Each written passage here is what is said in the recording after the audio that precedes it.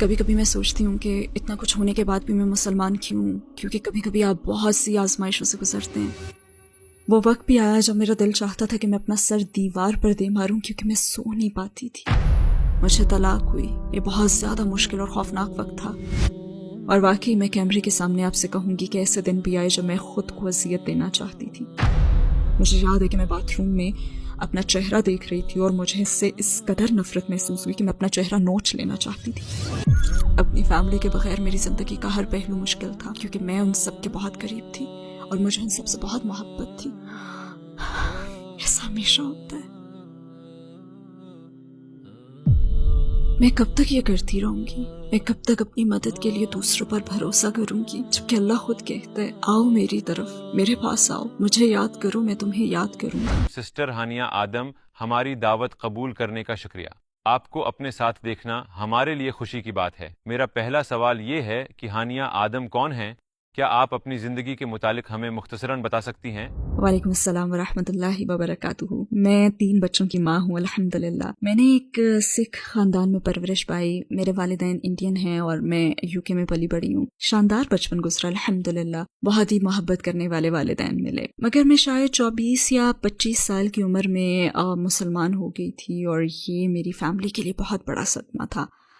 और अल्हम्दुलिल्लाह ग्रीन लेन मस्जिद में और हर उस ऑर्गेनाइजेशन के साथ काम कर रही हूँ जिसकी मैं खिदमत कर सकती हूँ। अकीदे के लिहाज से आपकी ज़िंदगी कैसी थी? आपका किस पर ईमान था? जब बड़ी हुई तो मेरे वालिदैन ने मुझे सिख अकीदा सिखाया, जो मुझे बहुत अच्छा लगता था। जैसे मुझे गोल्डन टेम्पल अमृतसर जाना भी याद है, बहुत मज़ा आया था। मुझे हेमकुंड साहब को विज़िट करना भी याद है, जो कि हिंदू आश्रम के तौर पर ज़्यादा पहचाना जाता है। वहाँ भी बहुत ज़्यादा मज़ा आया। और मुझे याद है कि बहुत ही छोटी उम्र से ना मैं अपनी ज़िंदगी में खुदा की ज़रूरत को महसूस किया करती थी, और जब मैं उन जगहों पर जाती तो मुझे ज़्यादा खुशी और इत्मीनान महसूस होता था। मैं कह सकती हूँ कि मेरी परवरिश के दौरान अल्हम्दुलिल्लाह मेरे वालिदैन ने मुझे बहुत अच्छी बातें सिखाई थी। उन्होंने मुझे मेहनत करने, तालीम हासिल करने और ईमानदारी जैसे अच्छे अखलाक दिए। उन्होंने मेरी बहुत अच्छी परवरिश की अल्हम्दुलिल्लाह। शायद यूनिवर्सिटी का ज़माना था जब मैं बड़ी हद तक सेक्युलर ज़िंदगी जी रही थी, यानी मैं मज़हब को तो फॉलो कर ही नहीं रही थी। हाँ, एक रूहानी ताल्लुक ज़रूर था, मगर मैं किसी मज़हब पर अमल नहीं करती थी। मैं आपको सच बताऊंगी कि शराब पीना मेरे लिए कोई मसला नहीं था। जैसा चाहती मैं वो वैसा ही लिबास पहनती, कोई मसला था ही नहीं, बल्कि ये सब तो मेरे लिए नॉर्मल था। मुझे इसमें कोई खराबी नहीं लगती थी। ये मेरा नॉर्मल लाइफ स्टाइल था उस वक्त। तो मुसलमान होने से पहले मैं बस ऐसी ही ज़िंदगी गुजार रही थी। आपने इस्लाम के मुतालिक पहली बार कब सुना? क्या आपके जहन में कोई तासब था? हाँ, शायद मैं थोड़ी सी इस्लामोफोबिक थी। मैं सोचती थी कि तब इराक और दूसरी जगहों पर काफ़ी कुछ चल रहा था, और शायद मैं अल्लाह अकबर के अल्फाज सुनकर ना खौफज़दा हो जाती थी। ये अल्फाज मुझे खौफज़दा कर देते थे, और मैं ये समझती थी कि सारे मुसलमान मर्द बहुत सख्त होते हैं, अपनी बीवियों को मारते हैं, और बस इस तरह की सोचें थी। और हज़रत आयशा रज़ियल्लाहु ताला अन्हा और उनकी उम्र का जो मामला था वो हमेशा मेरे जहन में रहता था। मतलब बहुत से उल्टे ख्यालात थे। मैं ये सोचती थी कि मुसलमान औरतें जो हैं वो तो बहुत मजलूम हैं, उन्हें हिजाब क्यों पहनाया जाता है, ये तो ठीक नहीं है। मेरे बहुत से एतराज़ात थे। इस्लाम की तरफ आपका सफ़र कैसे शुरू हुआ? इस्लाम की कौन सी बात ने आपको सबसे ज़्यादा मुतासिर किया? मज़े की बात यह है कि मुसलमान औरतों के मुतालिक मेरे इन ख्यालात के बावजूद मैंने इस्लाम में सबसे पहले औरतों पर ही गौर करना शुरू किया था। मैंने इंटरनेट पर बहुत से लेक्चर सुने, मैंने बहुत कुछ पढ़ा। वो दारुस्सलाम की एक किताब है, इस्लाम की अजीम औरतें, बहुत शानदार किताब है। मेरा ख्याल था कि मुसलमान औरतें हैं ना वो बहुत मसलूम है, लेकिन जब मैंने इस्लाम का मुताला शुरू किया तो मुझे एहसास हुआ कि असल में मुआशरा ही औरतों पर जुल्म कर रहा है। इस्लाम तो बहुत एडवांस्ड मजहब है, दर हकीकत ये इतना ज्यादा एडवांस्ड है कि शायद हम ही बतौर मुआशरा अभी तक उस तक पहुंच ही नहीं सके। और इंशाल्लाह ये एक बार फिर से उभरेगा, क्योंकि इस वक्त जिनसी शनाख्त और ख्वाहिशात के हवाले से हमें जिन भी मसाइल का सामना है, मेरे ख्याल में तो इस्लाम के पास ही इन सब का जवाब है। और शायद वो वक्त भी आ चुका है कि अब हम इसमें दिलचस्पी लें, क्योंकि इस्लाम औरतों को कई तरह से आज़ादी देता है। दर हकीकत वो औरतों को इस मकाम पर रखता है। तो अगर मुआशरा ये बात समझ लेना तो वो मेरी तरह मान लेगा कि सुबहान अल्लाह, اسلام تو عورتوں کو بہت سے حقوق دیتا ہے، وہ حقوق جو اس ملک میں اور مسلمان ملکوں میں ہمارے پاس پہلے کبھی تھے ہی نہیں۔ پیغمبر محمد صلی اللہ علیہ وسلم نے ہمیں سکھایا کہ عورتوں کو عزت کیسے دی جائے۔ مثلا میں کہوں گی کہ ہمیں مہر کا دیا جانا اس کی ایک مثال ہے۔ پہلے تو عورت اپنی رقم مرد کو دیا کرتی تھی نا، اور اب مرد عورت کو مہر دیتا ہے، سبحان اللہ۔ یہ ان لوگوں کے لیے بہت بڑی بات تھی جو بیٹی کی پیدائش پر اپسٹ ہو جایا کرتے تھے اور اتنے زیادہ کہ وہ اسے قتل کر دیتے تھے۔ پیغمبر محمد صلی اللہ علیہ وسلم کا فرمان ہے، مفہوم کچھ اس طرح سے کہ اگر تم بیٹیوں کی پرورش کرو گے تو تمہیں جنت ملے گی، تم میرے ساتھ جنت میں اس طرح ہوگے، سبحان اللہ۔ اور پھر چھوٹی سے چھوٹی بات جیسے کہ عورت اگر آپ سے لڑ رہی ہے، بحث کر رہی ہے، جب غصہ آ جائے تو خاموش ہو جاؤ۔ انہوں نے یہی کیا، وہ خاموش ہو جاتے، یعنی عورتوں کو بھی جذبات ظاہر کرنے کا موقع دیا، سبحان اللہ۔ کون سا دین آپ کو یہ باتیں سکھاتا ہے؟ میں ایسی بہت سی مثالیں دے سکتی ہوں، مگر شاید پھر آپ کی ریکارڈنگ کبھی ختم ہی نہ ہو۔ یعنی آپ اسلام میں عورتوں کی حیثیت سے متاثر ہوئیں اور اس کے علاوہ بھی کسی چیز نے متاثر کیا؟ سچ یہ ہے کہ جب میں یونیورسٹی میں تھی تو میں ایسی زندگی گزار رہی تھی جہاں مجھے بہت زیادہ آزادی حاصل تھی۔ یعنی جب کسی کو اتنی زیادہ آزادی حاصل ہو، وہ باہر جاتی ہو، کلبنگ، ڈانسنگ، وہ شراب پیتی ہو، یہ لائف سٹائل ہو، تو ایسے میں نا پھر اسے ہمیشہ خوشی کے اگلے لمحے کی تلاش رہتی ہے، یا پھر وہ دوسرے شخص کی طرف سے نا عزت افزائی کے الفاظ سننا چاہتی ہے جو کہ اسے کہے کہ او واو بہت پیاری لگ رہی ہو، یا آئی لو یو۔ اور ایک لڑکی کی حیثیت سے نا وہ بس دوسروں ہی کی طرف دیکھتی ہے جو اسے اس طرح سے عزت دیں، جبکہ اسلام میں آپ کو یہ سب کرنے کی ضرورت نہیں ہوتی۔ یہاں عزت افزائی دوسروں کی طرف سے نہیں آتی۔ پیغمبر محمد صلی اللہ علیہ وسلم نے ہمیں سکھایا کہ ہماری قبولیت سب سے پہلے اللہ سبحانہ و تعالیٰ کی طرف سے ہوتی ہے، اور جب آپ اللہ اور پیغمبر محمد صلی اللہ علیہ وسلم سے محبت کرنا سیکھ لیتے ہیں نا تو پھر عجیب اطمینان محسوس کرتے ہیں۔ آپ کو یہ الفاظ سننے کے لیے نا پھر کسی بھی مرد پر بھروسہ نہیں کرنا پڑتا، اور اگر وہ بھی آپ کو مل جائے تو یہ تو اللہ کی رحمت ہے نا، اور آپ اس طرح ساتھ ہو جاتے ہیں، اس طرح نہیں، اس طرح ساتھ۔ اللہ سبحانہ و تعالیٰ قرآن میں فرماتے ہیں کہ اس نے مردوں اور عورتوں کو برابر مگر مختلف بنایا۔ یہ کتنی کمال کی بات ہے نا یہ۔ اور میں نے اس سے یہ سمجھا ہے کہ جب اللہ سبحانہ و تعالیٰ آپ کو کہتے ہیں نا کہ عورت خود کو ڈھانپ کر رکھے، حجاب پہنے، تو اس لیے کہ اس نے ہمیں ایک دوسرے سے مختلف بنایا ہے۔ مجھ میں اچھا لگنے، خوبصورت لگنے کی خواہش ہو سکتی ہے، مگر اللہ نے مردوں کو مختلف بنایا ہے۔ وہ آپ کو دیکھ کر یہ سوچ سکتا ہے کہ میں اس کے پاس جا سکتا ہوں، میں یہ کر سکتا ہوں، یا پھر یہ میں کہہ سکتا ہوں۔ لہٰذا اللہ فرماتا ہے کہ خود کو محفوظ بناؤ، خود کو ڈھانپ کر رکھو، مگر مرد میں خواہش ہمیشہ رہے گی۔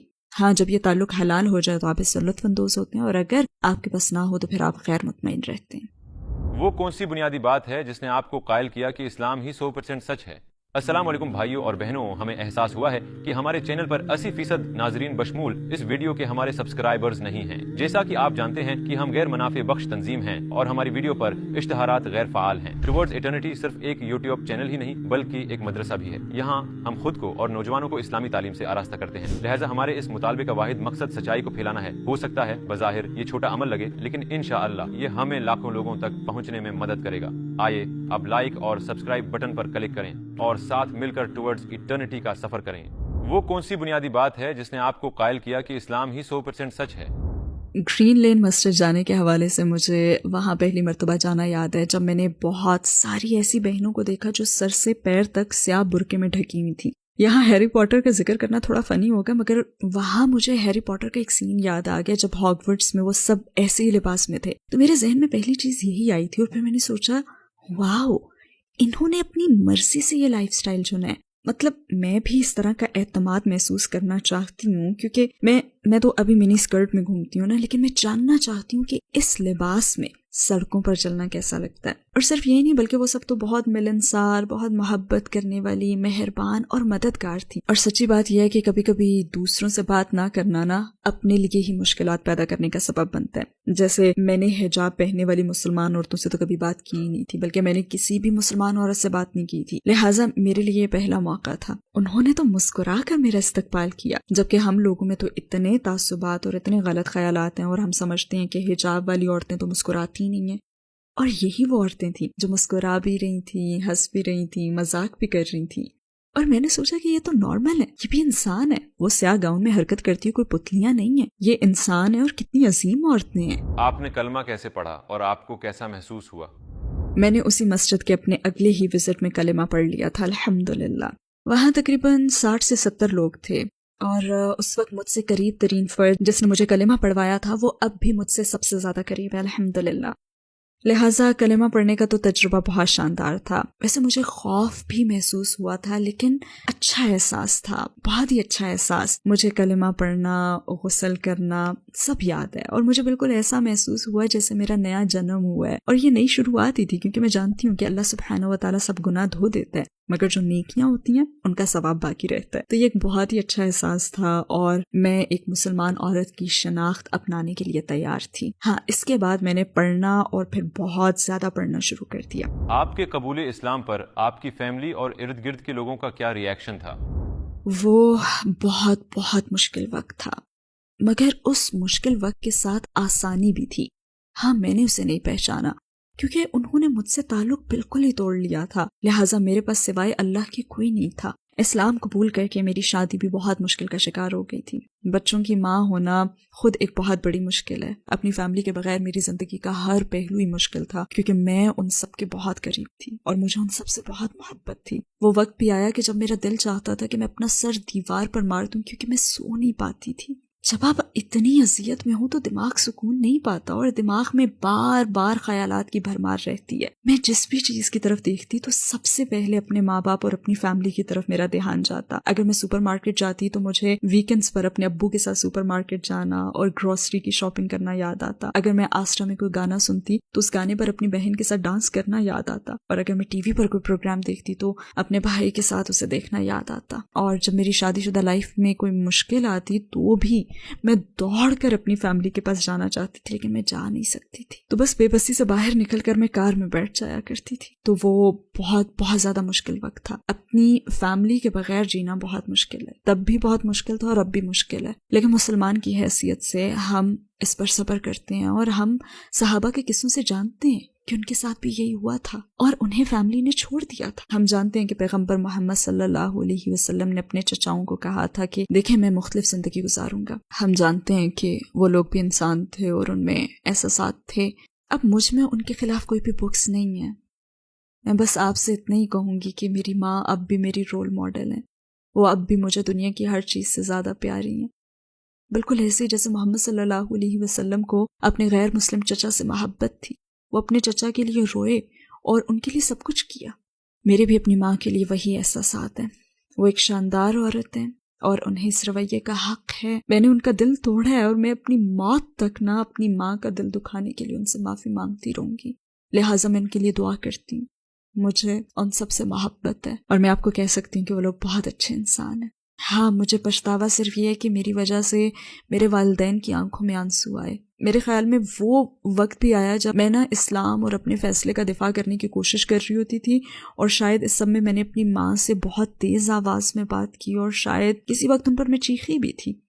مجھے پچھتاوا ہے کیونکہ اللہ سبحانہ و تعالیٰ قرآن میں فرماتے ہیں, مفہوم کچھ اس طرح سے ہے کہ تم اپنے والدین کے ساتھ انتہائی عزت سے پیش آؤ چاہے وہ مسلمان ہوں یا نہ ہوں. کبھی کبھی میں سوچتی ہوں کہ اتنا کچھ ہونے کے بعد بھی میں مسلمان کیوں ہوں, کیونکہ کبھی کبھی آپ بہت سی آزمائشوں سے گزرتے ہیں. جیسے میں نے کہا نا کہ میرے دماغ میں ہمیشہ یہ سوچ رہتی تھی کہ جیسے میری فیملی میرے پاس ہے نا, وہ تقریباً مجھ سے صرف 1 گھنٹے کی مسافت پر رہتے ہیں اور پھر بھی میں اب تک یہ زندگی کیوں گزار رہی ہوں جبکہ میں اتنی مشکل میں ہوں.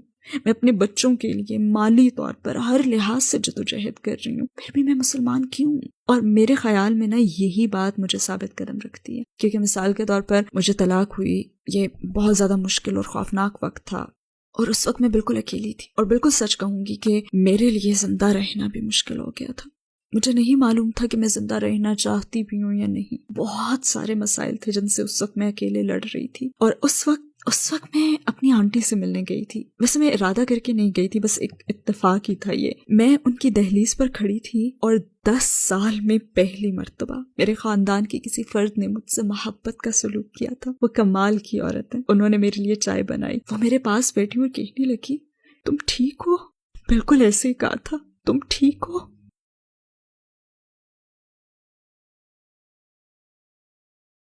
ایسا ہمیشہ ہوتا ہے. یہ میری آنٹی تھی. میرے خاندان کے کسی فرد نے پہلی مرتبہ مجھ سے پوچھا تھا, تم ٹھیک ہو؟ اور انہوں نے پوچھا کہ تم آگے کیا کرو گی, تمہارا کوئی پلان ہے؟ کیونکہ میرے پاس کچھ نہیں تھا. میرے پاس بس میرے 3 بچے تھے. اور خدا کی قسم میں اپنا گھر نہیں چھوڑنا چاہتی تھی. میں وہاں بیٹھی اور میں نے سوچا او خدا کیا ہو جاتا اگر میں اپنا اسلام چھپا کر رکھتی، اپنے اسلام کو اپنے دل میں ہی رکھتی. لیکن اگر میں گھر واپس آ جاؤں تو، کیونکہ وہ مجھ سے محبت کرتی ہیں اور میں ان کے ساتھ رہنا چاہتی ہوں. میں ان کا گھر چھوڑ کر نہیں آنا چاہتی تھی، میں ان کے گھر میں رہنا چاہتی تھی. میں ہر چیز چھوڑ دینا چاہتی تھی بس اپنا دین نہیں. اور میں نے سوچا میں اسے چھپا سکتی تھی. میں اوپر کی منزل پر نماز پڑھ لیتی جب کوئی نہ دیکھ رہا ہوتا مجھے. میں گھر واپس جانا چاہتی تھی. قدر اللہ میری دادی جنہوں نے مجھے ان 10 سالوں میں نہیں دیکھا تھا، بہت زیادہ بوڑھی تھیں. وہ کمرے سے باہر آئیں اور قریب ہی تھا کہ وہ مجھے دیکھ لیتی. میری آنٹی نے مجھے کہا کہ فوراً چلی جاؤ، گھر سے باہر نکل جاؤ، کیونکہ اگر انہوں نے تمہیں دیکھ لیا تو وہ بہت بوڑھی ہیں اور ہمیں نہیں پتا کہ آگے کیا ہوگا. بس انہوں نے مجھے گھر سے پچھلے دروازے سے بس نکل بھاگنے کو کہا اور مجھے گھر سے نکلنا پڑا. کوئی گڈ بائی نہیں، کوئی الوداعی بات نہیں، اور میں جلدی سے گھر سے نکل گئی اور اپنی کار میں بیٹھی. اور میرا پہلا ری ایکشن یہ تھا کہ کسی کو فون کروں، کیونکہ اب بس میں گھر پر رکنا چاہتی ہوں. میں اپنی فیملی میں واپس جانا چاہتی ہوں. میرے پاس کچھ نہیں ہے، میرے پاس کوئی نہیں ہے. اور پہلا کام جو میں نے کیا وہ یہ تھا کہ میں نے اپنی انتہائی نیک سیرت دوست کو فون کیا، مگر اس نے فون نہیں اٹھایا. میں چاہتی تھی کہ وہ مجھے دلاسا دے کہ نہیں پیاری دوست، سب ٹھیک ہے، اٹس اوکے. پھر میں نے دوسری دوست کو فون کیا کیونکہ اس کی قرات خوبصورت اور میرا قرآن سننے کا دل چاہ رہا تھا، لیکن اس نے بھی فون نہیں اٹھایا. اور پھر میں نے سوچا کہ میں کب تک یہ کرتی رہوں گی، میں کب تک اپنی مدد کے لیے بس دوسروں پر بھروسہ کروں گی، جبکہ اللہ تو خود کہتا ہے آؤ میری طرف، میرے پاس آؤ، تم مجھے یاد کرو، میں تمہیں یاد کروں گا. آپ کا تو اپنے اللہ سے رابطہ ڈائریکٹ ہے. اور پھر میں کار میں بیٹھ گئی اور میں نے آیت الکرسی پڑھی، میں نے 3 کل پڑھے اور میں نے اللہ سے التجا کی میرا دین قائم رکھنا. میں اس وقت اللہ سبحانہ و تعالیٰ کے سامنے گڑ گڑائی، میرا دین قائم رکھنا، بس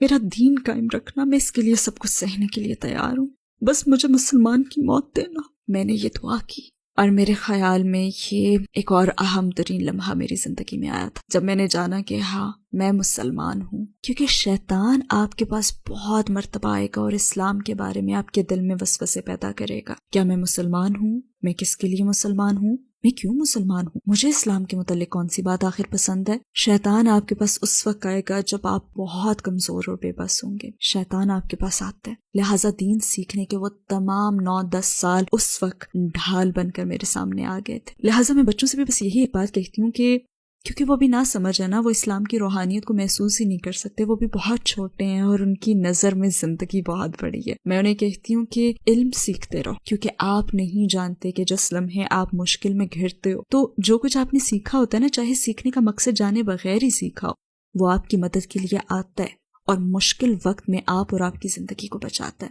تو جب آپ کی امی کہیں نا کہ مدرسے جاؤ، جب آپ کی امی آپ سے کہیں چلو اپنی اسلامک اسٹڈیز کا سبق لینے جاؤ تو جایا کرو. نو مسلموں کو بھی میں یہی کہوں گی کہ علم سیکھتے رہیں. آپ بس اس لیے مسلمان نہیں ہیں کہ میں اللہ پر ایمان رکھتا ہوں، نہیں، جائیں اور علم سیکھیں، دین پڑھیں، محنت سے سیکھیں اور اسے روزانہ پڑھتے رہیں، چاہے تھوڑا ہی سے. کیونکہ جب آپ پر کوئی مشکل آئے گی تو شیطان آپ کے پاس آئے گا اور آپ کا ایمان چھیننے کی کوشش کرے گا. اس وقت اچانک نا آپ کی تمام سیکھی ہوئی جو چیزیں ہوتی ہیں نا وہ آپ کے ذہن میں آ جائیں گی اور آپ کو پھر بچا بھی لیں گی، جیسے مجھے اس دن بچا لیا. میں آپ کے سامنے اور مثالیں بھی دے سکتی ہوں اور واقعی کیمرے کے سامنے میں آپ سے کہوں گی کہ ایسے دن بھی آئے جب میں خود کو اذیت دینا چاہتی تھی. مثلا مجھے یاد ہے کہ میں باتھ روم میں اپنا چہرہ دیکھ رہی تھی اور مجھے اس سے اس قدر نفرت محسوس ہوئی کہ میں اپنا چہرہ نوچ لینا چاہتی تھی. اور بدترین چیز یہ کہ ایسی کیفیت باتھ روم میں ہوئی تھی جہاں پہ آپ اعوذ باللہ من الشیطان الرجیم بھی نہیں پڑھ سکتے. جب آپ بے بس ہونا تو اس وقت کبھی بھی باتھ روم نہ جائیں. خیر بہرحال پھر میرے ذہن میں نا ایک آواز گونجی کہ کھڑکی سے باہر دیکھو. میں نے کھڑکی سے باہر دیکھا تو آسمان نظر آیا. میں بس تیزی سے سیڑھیاں اتری اور اپنے دروازے کھول کر میں گارڈن میں چلی گئی. میں نے آسمان کی طرف دیکھا، اوپر آسمانوں میں دیکھا، کیونکہ مجھے قرآن کی آیت یاد ہے، شاید یہ قرآن میں ہے یا شاید حدیث ہے. اللہ سبحانہ و تعالیٰ فرماتے ہیں، اس کا مفہوم کچھ یوں ہے کہ ایمان والوں کو چاہیے کہ وہ آسمان کو دیکھیں جو ان کے لیے ایک نشانی ہے. اور بس میں اپنے گھٹنوں پر بیٹھ گئی اور اللہ سے التجا کی، یا اللہ مجھے دین پر قائم رکھنا. اسی میں آزادی ہے، اسی میں اطمینان ہے، جس میں ہمیں کسی بھی انسان پر بھروسہ کرنا ہی نہیں پڑتا. آپ کو کسی اور انسان کی ضرورت نہیں رہتی، آپ کو اپنی زندگی میں اللہ سبحانہ و تعالیٰ کی ضرورت ہوتی ہے. اور بس میں نے یہی کیا، لہٰذا میں نے خود کو اذیت نہیں دی کیونکہ میرے پاس اللہ ہے. تو آپ کی 14 سالہ مسلمان زندگی کے لمحات میں وہ کون سا لمحہ تھا جب آپ کو اپنی فیملی کی سب سے زیادہ ضرورت محسوس ہوئی مگر وہ لوگ آپ کے پاس نہیں تھے؟ جب شادی میں مشکلات پیش آئی تھی تب مجھے اپنے والد کی ضرورت تھی، مجھے یہ تحفظ چاہیے تھا، مجھے ان کے تحفظ کی ضرورت تھی۔ ہر عورت کو کم سے کم ایک بھائی کی ضرورت ہوتی ہے، جیسے مجھے اس وقت اپنے بھائی کی ضرورت تھی۔ تب مجھے ان لوگوں کی سب سے زیادہ کمی محسوس ہوئی تھی، اور اپنی زندگی کے ہر موقع پر ایک محرم کے تحفظ اور سیکیورٹی کی کمی۔ ہم یہ باتیں سنتے ہیں نا کہ اے عورتوں ہمیں مردوں کی ضرورت ہی نہیں ہے، کم آن، آپ کو یقیناً ضرورت ہے۔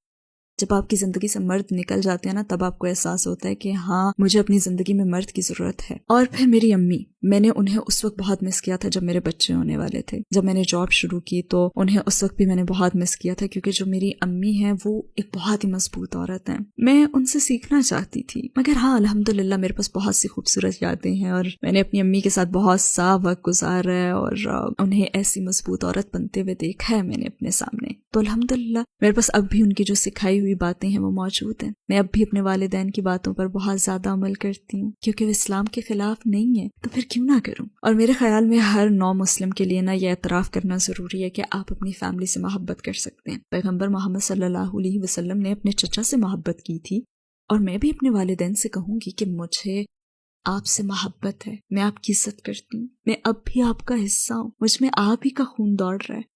آپ کی سکھائی ہوئی باتیں مجھ میں اب بھی ہیں، آپ نے جو بھی سکھایا میں نے اسے نہیں چھوڑا۔ ایسا کرنا میرے لیے ناممکن ہے۔ آپ میرے رول ماڈلز ہیں، آپ میرا سب کچھ ہیں، اور میں آپ کے ساتھ دوبارہ ملنے کے لیے سب کچھ کروں گی، آپ سے واپس مل جانے کے لیے۔ ہاں بس ایک چیز نہیں کر سکتی کہ آپ کو اللہ سے زیادہ اہمیت نہیں دے سکتی۔ تو کیا آپ کے ساتھ کبھی کوئی غیر معمولی واقعہ ہوا جب آپ کو محسوس ہوا ہو کہ آپ کا اللہ کے ساتھ ایک خاص تعلق ہے؟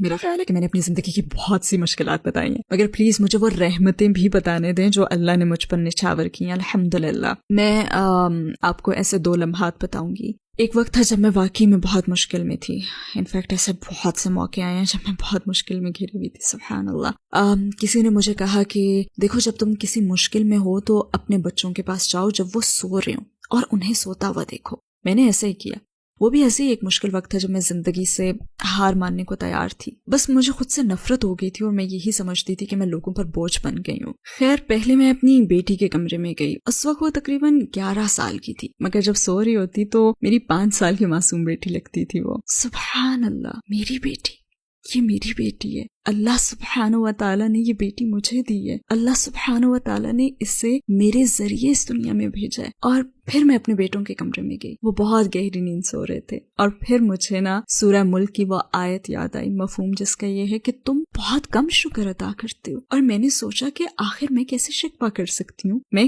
کیسے خود سے نفرت کر سکتی ہوں، جبکہ اللہ سبحانہ و تعالیٰ نے مجھے اتنی رحمتیں، 3 بچے دیے۔ اور اس لمحے میں نے خود کو اللہ سے بہت قریب پایا تھا، کیونکہ میں نے اسے پہچانا، میں نے اس کا شکر ادا کیا اور خود کو اس کے بہت قریب محسوس کیا۔ ہمارے پیغمبر صلی اللہ علیہ وسلم کی کون سی بات نے آپ کو سب سے زیادہ متاثر کیا؟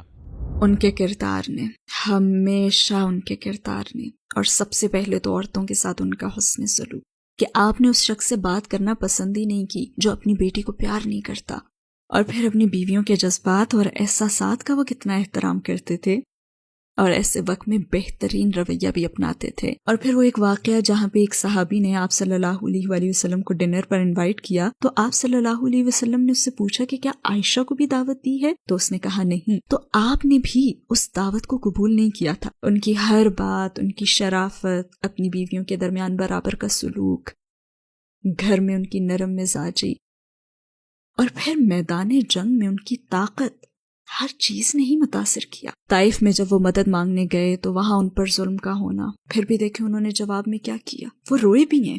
آج کے مرد سمجھتے ہیں کہ ہم رو نہیں سکتے، ہماری انا کا مسئلہ ہے، نہیں، وہ روئے بھی ہیں۔ اور ہم جنس کے متعلق بات کرتے ہیں، مرد کی حیثیت، عورت کی حیثیت، پیغمبر محمد صلی اللہ علیہ وسلم کو دیکھیں۔ ویسے آج کل میں یاسر قاضی کی لکھی ہوئی ان کی سیرت پڑھ رہی ہوں، اور ہر پیراگراف سے مجھے کچھ نہ کچھ سیکھنے کو مل رہا ہے، الحمدللہ۔ بہت ہی شاندار کتاب ہے ماشاءاللہ، میں ہر ایک کو یہ پڑھنے کا کہتی ہوں، اور اس میں ان کی وفات تک ہر چیز موجود ہے۔ اور اس میں حضرت عائشہ رضی اللہ تعالی عنہا کے سر درد کی شکایت کا بھی واقعہ ہے۔ انہوں نے اپنے سر درد کی شکایت کی تھی تو آپ صلی اللہ علیہ وسلم نے فرمایا کہ نہیں، بلکہ میرا سر درد سے پھٹ رہا ہے اور میرا دم نکل رہا ہے، سبحان اللہ۔ انہوں نے ہر مشکل سہی تاکہ ہم اچھے مسلمان بنے اور جنت میں جا سکیں۔ وہ اپنی فیملی، اپنے مال کے حوالے سے ہر آزمائش سے گزرے. کس لیے؟ ہمارے لیے. اسلام سے پہلے آپ کی زندگی کا کیا مقصد تھا اور اسلام کے بعد کیا ہے؟ خدایا، میرا مقصد گھر واپس جانا ہے. باخدا میں گھر جانا چاہتی ہوں. گھر، مجھے بس گھر جانا ہے، اور میں چاہتی ہوں کہ اللہ سبحانہ و تعالیٰ مجھے میری فیملی لوٹا دے. یہی میرا مقصد ہے. اے اللہ، مجھے میری فیملی واپس دے دے.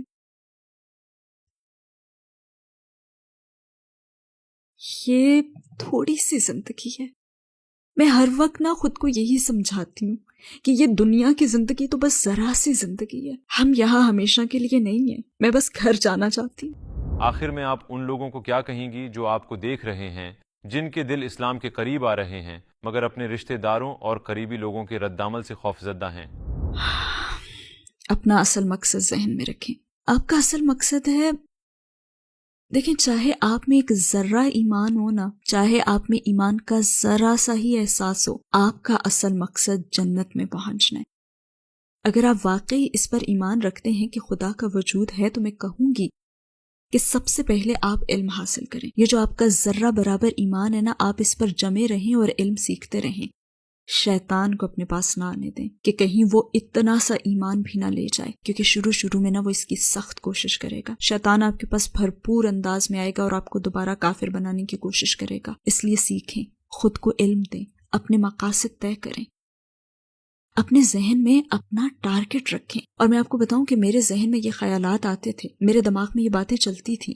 ایک منفی آواز تھی اور پھر ایک اچھی آواز ابھرتی تھی. کبھی کبھی آپ کو یہ کرنا پڑتا ہے، آپ کو یہ بلند آواز سے کہنا پڑتا ہے، اے اللہ، مجھے تیری ضرورت ہے، مجھے صراط مستقیم پر چلا. اگر میں ان سوالات کے بارے میں سوچوں کہ مجھے اپنی فیملی کے ریاکشن کے باعث ایسا کرنا چاہیے یا نہیں، تو آپ یہ سوچ لیا کریں کہ آپ اکیلے دنیا سے جائیں گے. جب آپ کو قیامت میں کھڑا کیا جائے گا تو آپ کی فیملی آپ کی مدد نہیں کرے گی. اگر آپ ابھی قیامت کے دن پر ایمان لانے کے درجے پر نہیں پہنچے، کیونکہ کچھ لوگ ابھی سیکھ رہے ہیں نا، تو یہ سوچ لیا کریں کہ اس دنیا میں مجھے اپنی فیملی سے کیا فائدہ مل رہا ہے اور مجھے روحانیت سے، خدا پر ایمان لانے سے کیا فائدہ مل رہا ہے. تو اس مرحلے پر میں یہی کہوں گی کہ سب سے اہم چیز ہے علم سیکھنا. بس علم حاصل کرتے رہیں، کیونکہ یہ آپ کو منزل تک پہنچا دے گا. اور اپنے دل میں سچی تڑپ رکھیں کہ آپ وہاں تک پہنچنا چاہتے ہیں. اللہ تعالیٰ فرماتے ہیں، مفہوم یہ ہے کہ میری طرف قدم بڑھاؤ، رکے نہ رہو. تو ایسے کہا جا سکتا ہے کہ دین میں ہمیں اللہ کی طرف بڑھنے کی ترغیب دی گئی ہے. اگر آپ مسلمان ہونے کا سوچ رہے ہیں تو ایک اور قدم آگے بڑھائیں، اللہ آپ کی طرف دوڑ کر آئے گا.